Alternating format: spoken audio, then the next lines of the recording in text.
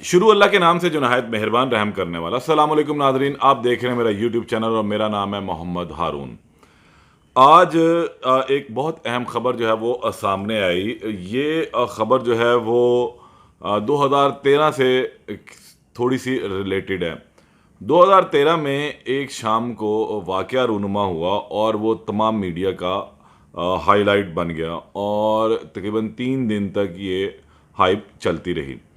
हुआ कुछ इस तरह था कि लाहौर की कोट लखपत जेल में एक लड़ाई हुई, जिसमें दो अफराद आमिर तांबा और मुदस्सर अली ने ईंटें मार मार के एक शख्स को जो है वो लहूलुहान कर दिया और फिर उस शख्स को फौरी तौर पर वहाँ से लाहौर के जिना अस्पताल में शिफ्ट किया गया।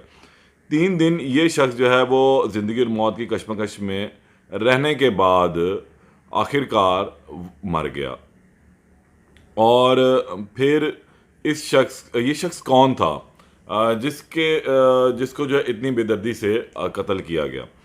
हुआ कुछ यूँ कि ये शख्स था इंडियन जासूस सरबजीत सिंह।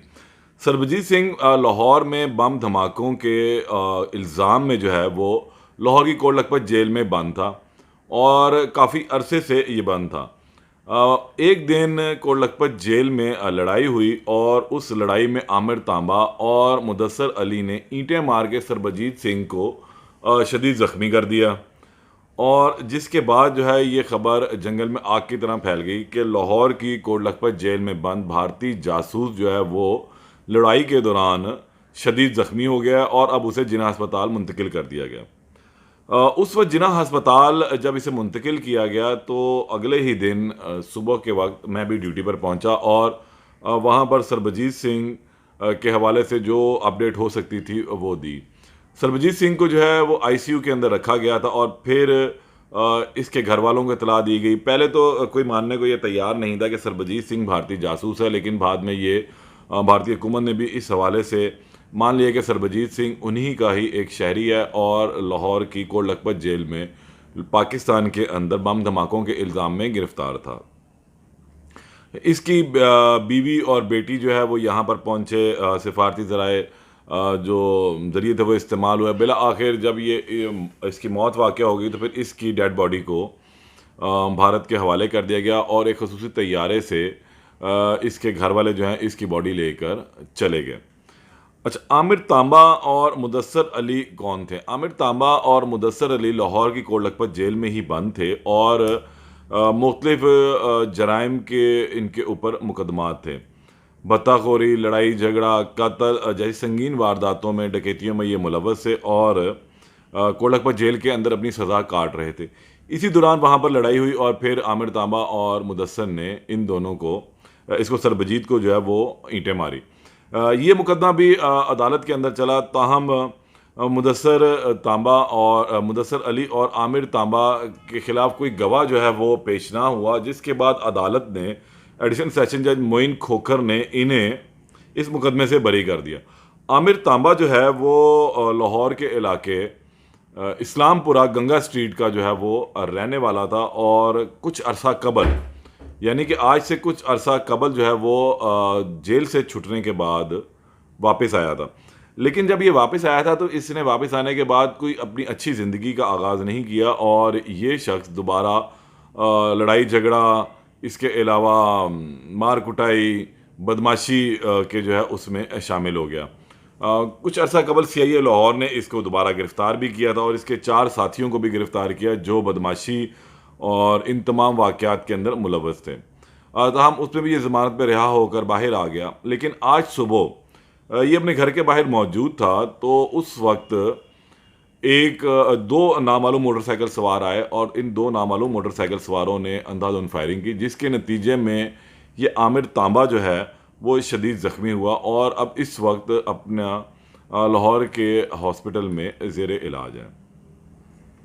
आमिर तांबा की अगर हम बात करते हैं तो आमिर तांबा एक ख़तरनाक मुलज़िम था, मुजरिम भी रह चुका हुआ है क्योंकि सज़ा याफ्ता है, तो इसके ऊपर मुख्तलिफ़ किस्म के मुकदमात है और एक पुरानी हिस्ट्री जो है वो इसके साथ जुड़ी हुई है।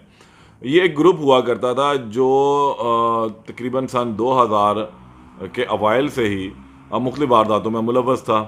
ताहम लाहौर पुलिस ने इसे गिरफ्तार करके मुख्तलिफ संगीन जराइम में जेल में बंद किया हुआ था। ताहम आहिस्ता आहिस्ता मुकदमात से ये बरी होता गया, कहीं इसकी ज़मानतें होती गई, कहीं इसने किसी मुकदमे में इसकी सज़ा पूरी हुई और फिर ये रिहाई पाकर अब कुछ अरसा कबल जो है वो अपने घर वापस आ चुका था और यहाँ पर रह रहा था। लेकिन अब एक दफ़ा फिर गिरफ़्तार हुआ क्योंकि वहाँ पर ये लड़ाई झगड़े के अंदर मुलव्वस रहा। आज सुबह जो पुलिस के जो शूटर्स आए, उन्होंने मोटरसाइकिल के ऊपर थे, नकाब उन्होंने पहन रखे थे और अंधाधुंध फायरिंग की, जिससे इसको काफ़ी गोलियां लगी और शदीद ज़ख्मी है ये।